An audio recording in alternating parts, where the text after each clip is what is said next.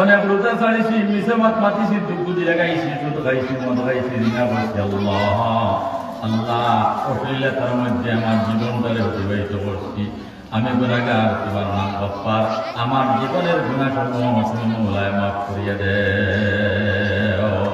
আমার ভাই বন্ধুত্ব বলার বুঝলো হলো, আমার মা বোনেরা, এর লাগে আল্লাহর হাবিব সাল্লাল্লাহু আলাইহি ওয়াসাল্লাম বলেন, তিন চোখের উপরে দুধ করা গুনাহ হারাম। এই তিন চোখ কোন তিন চোখ? কইছে কি হুররিমাতিন নার ওয়ালা সালাসাতি আইন। আল্লাহর বান্দা আল্লাহর ধরে, কবরের ধরে, হাসরের ধরে কান্দে, রাসূলের ধরে কান্দে, আল্লাহর পাকড়ের ধরে কান্দে।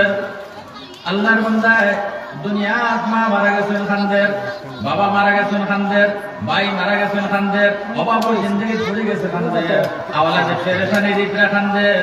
এই সমস্ত খান্দনে আল্লাহর দরবার আপনার খামাইতে নাই। আল্লাহর বান্দা খান্দের, আল্লাহ পাক পরওয়ারদিগার আলম পাকর তাকিয়া কঠিন দরাত থেকে কিছু করার লাগিয়া রদ্দিমাতিন নার ওয়ালা সালাতাতি আইনুন আইনুন বাকাত মিন খাশিয়াতিল্লাহ। আল্লাহর ধরে আল্লাহর কৌফে খান্দের।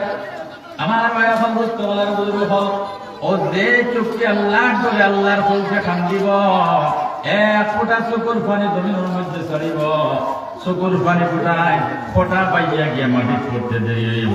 আল্লাহ পাক পরবর্তীকার আলমে বান্দার গুনার মর্যাদা করতে দেরি হইত না। এখন সুবহানাল্লাহ, আল্লাহ তার গুনারে মাফ করে দিতে দেরি হইত না। আল্লাহ গফুর রহিম। এর লাগি ভাই বন্ধুত্ব বলার বুঝলো হল, ওয়াজের মাহফিল হইয়া জীবনটারে বদলাইয়া দিতাম। নামাজ কম পড়ে নামাজে বলে দিতাম, রোজা সারি দেই হেরে হেরে কোন আঙ্গ রোজা দান রাখতে বলা হয়ে দিতাম।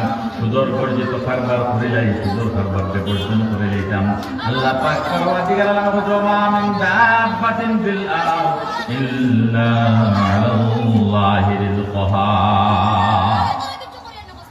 কোন প্রাণী এই পৃথিবীর মধ্যে নাই, ধরার বুকে নাই, যে আমি আল্লাহ পাক পরওয়ারদিগার আলমে তার রিজিক সৃষ্টি করি নাই, তার আহার আদি আমি আল্লাহ যোগান দিছি না।